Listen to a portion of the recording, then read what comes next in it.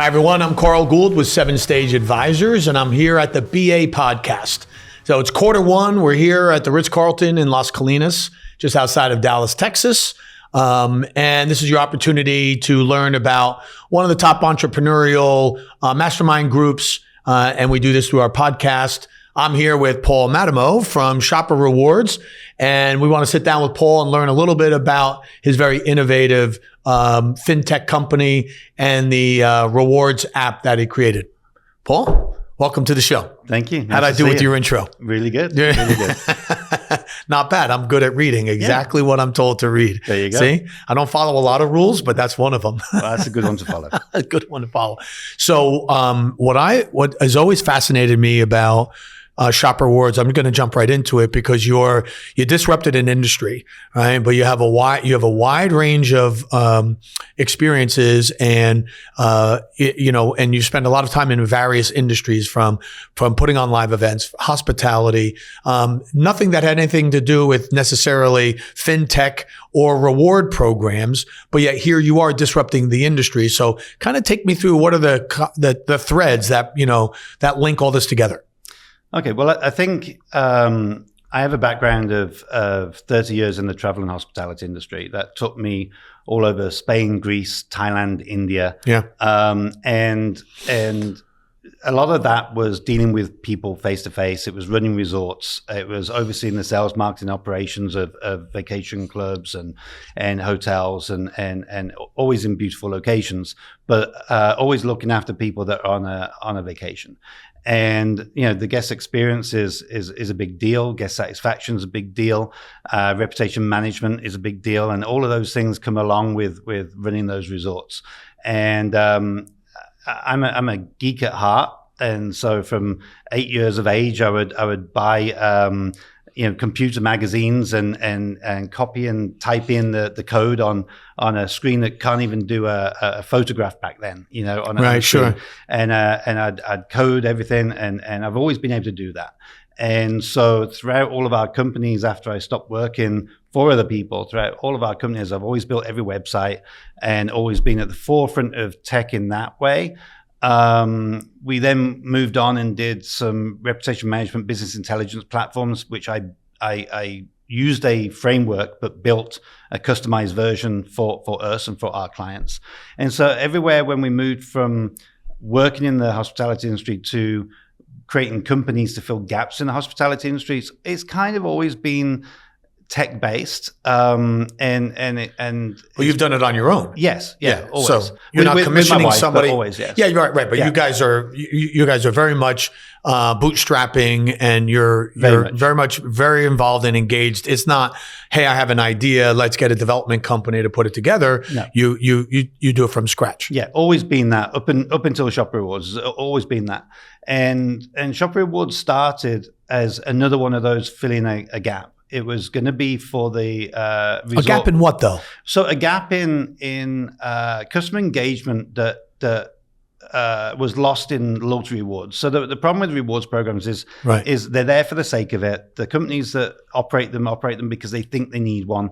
They don't really put a lot of thought behind them. It ticks the box. We've got an award system. Somebody told us to do loyalty program or a point system or some sort of client benefit. Correct. And they're always complicated, difficult to redeem. You have to complicated. They're overwhelming is the problem. And so filling the gap was really trying to improve upon an existing rewards program to have customers engage with it more. Right. So you're coming from the engagement. Really, that's where it came from. And the gap in the experience, because it's interesting because I was just having this conversation with my CFO recently, and she says to me, she's like, Carl, you have like over 2 million points on this card. We've not used them. Mm-hmm. I'm like, well, I never knew we had them. 1, I never knew how to use them. 2, I'm like, where and how do we use them? And she starts explaining the whole thing to me. And she's like, well, if you want to use this kind of point, you could redeem 3 to 1 for this, 2 to 1 for that. But you have these blackout dates. And I remember stopping her halfway and I'm like, no, stop. This is probably why I have 2 million points I don't know anything about, because I can't even listen to that. Yeah. I want to earn them and then spend them. Like that's it. That should be the essence of it. And I get that it's been gamified, and and for those that are really into this and are passionate about it, there are ways you could take advantage of it. But for the average person, I would think these reward programs create a big problem, because you have so many people that are just simply not using the rewards that they are earning. Well, the biggest problem is you have to earn X amount of rewards on anything to hit a certain threshold before you can redeem them. Right. And that requires you to spend quite a bit of money with that one brand before you get there. That's the purpose, right? Right. But most people don't spend that much money with that one brand in a period of time enough before the points that they earn they can even use expired, them. Right?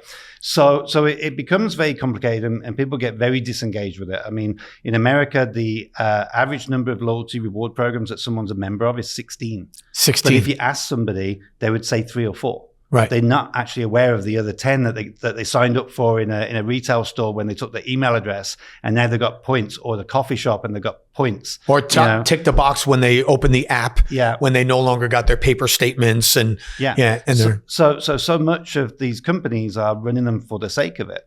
And in the resort industry, you're only going to take a vacation once or twice a year max. So there's not a lot of stuff going on in between. It doesn't matter how many beautiful vacation resort email blasts that they send out. The person goes on vacation at this time of year and maybe this time of year, and that doesn't really change. Right. And so getting these emails all year round isn't engagement. They tune out of that. They only tune in when it's time, and they only earn the rewards when they travel. And so then it's a whole year before they can do anything with those reward points, if they've even got enough. Yeah. And so it can take 2, 3, 4 years to get enough points to and get you've long forgotten that night, Now, so it's interesting you say that, because as you're hearing, I'm thinking of my experience, and nothing positive is running through my mind. Yeah. Like, I'm mad at all of them. Mm-hmm. Like, every card I've got, every program I've got, I'm upset with them. I'm annoyed with them. I'm frustrated with them. I can't imagine those are any of the emotions that these companies want. No. But I might have a loyalty program through a company I like, but by the time I actually get to use the loyalty company, I'm mad at the original company that put them out. So, so I'm getting all fired up just on the topic.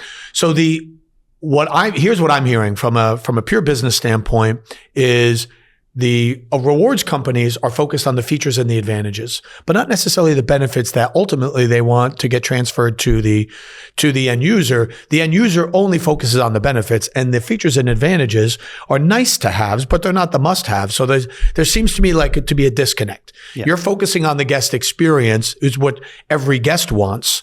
And I remember doing work with a high level hotel chain. I won't say their name, but we talked about, they said, well, I said, I want to reframe the experience. And they said, well, what do we need to do?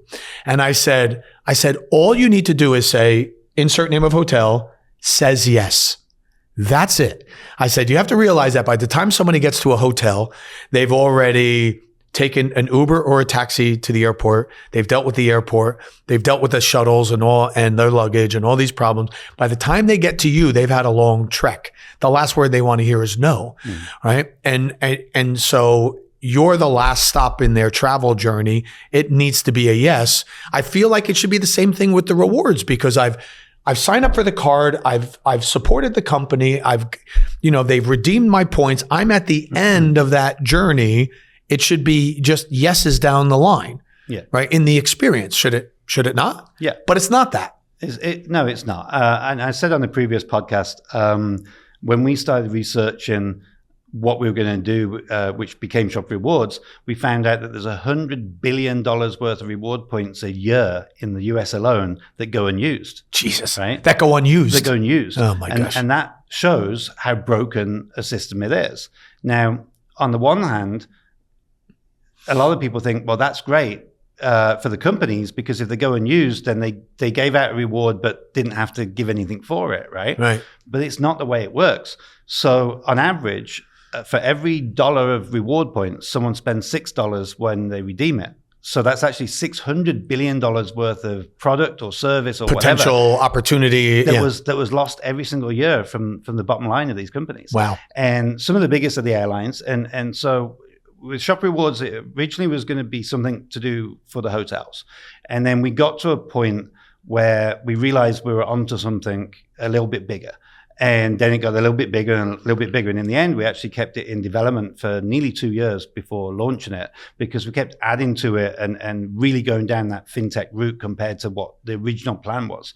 And now we're talking to major airlines and as I said earlier, sports teams and the NFL and all kinds of things, massive gym franchises, because we have the ability to help them engage in someone's everyday life instead of only when they spend money with that brand. So you fly or you go to a hotel or you go to a gym, you're only earning reward points at those places when you spend money at those places.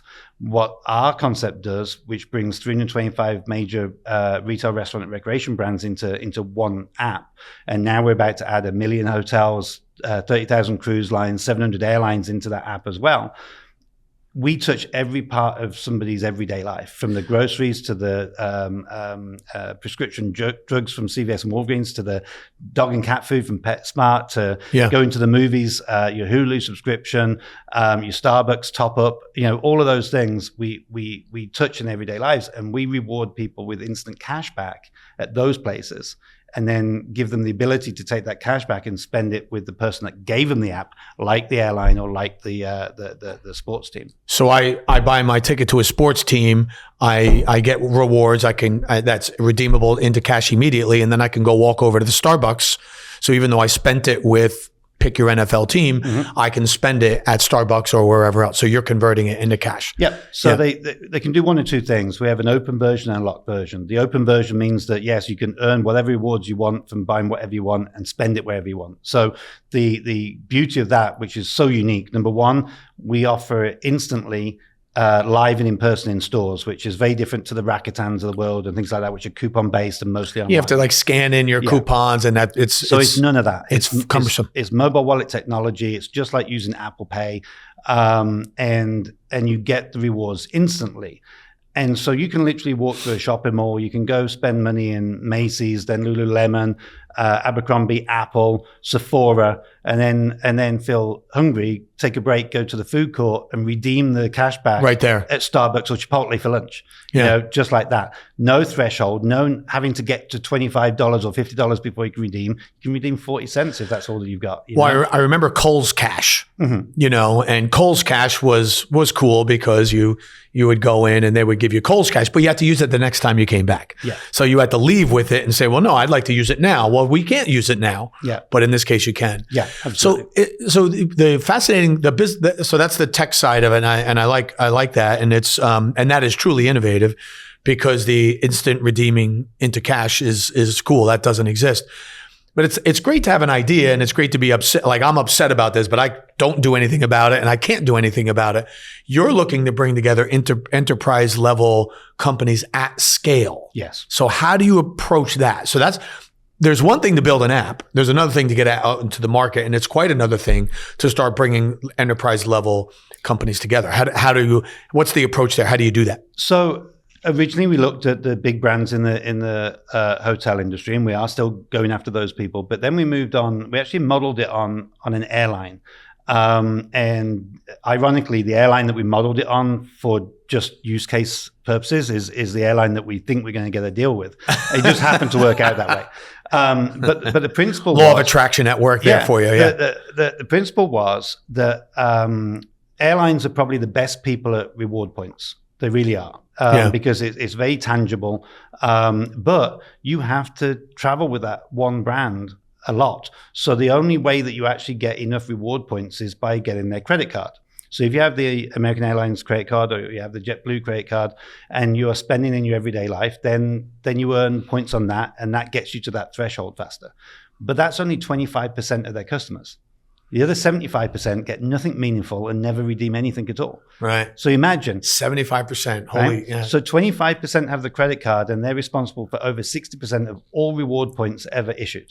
Which means there's only a really small segment that's driving this. Correct. Yeah. There's a huge gap there. So we said, well, okay, if we build this app, number one, they don't have to have the airline's credit card.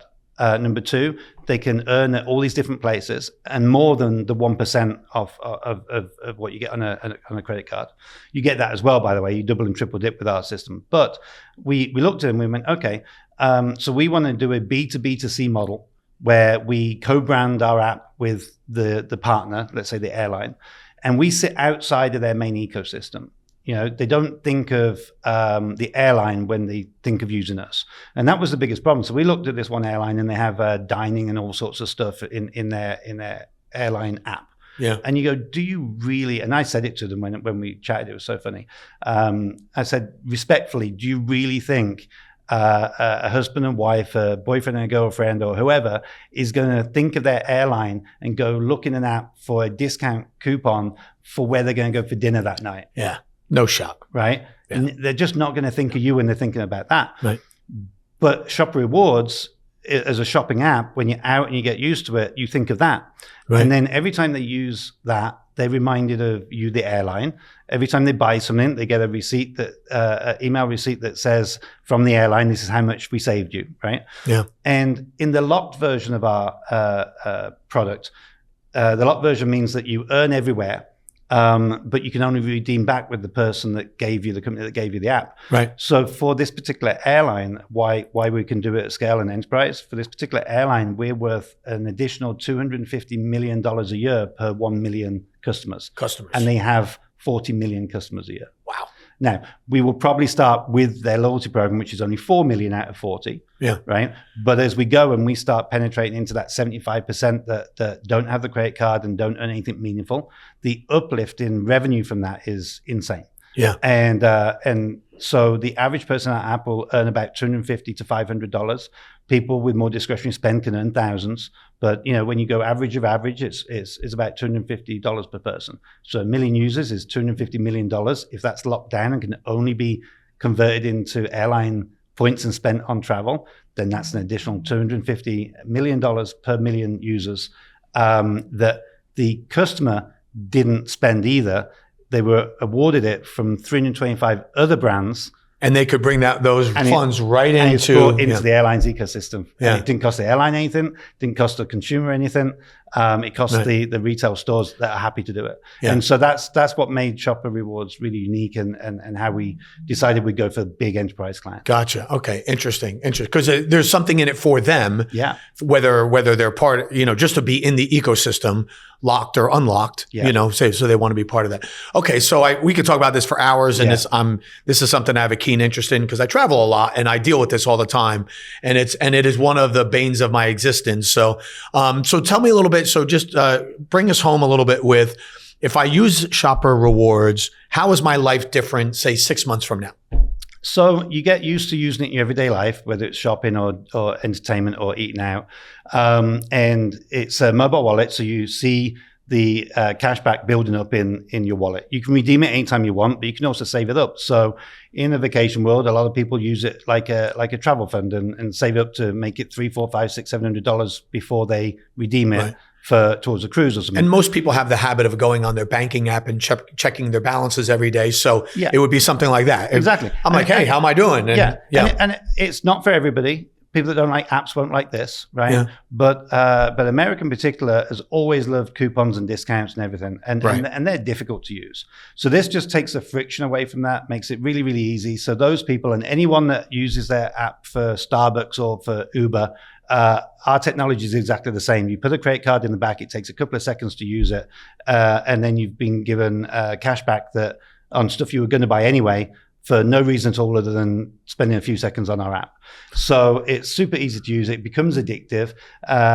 Sharon, my wife, and I compete actually on who's saved the most money. Is that right? Yeah. And that happens a lot. We hear that a lot and we do that.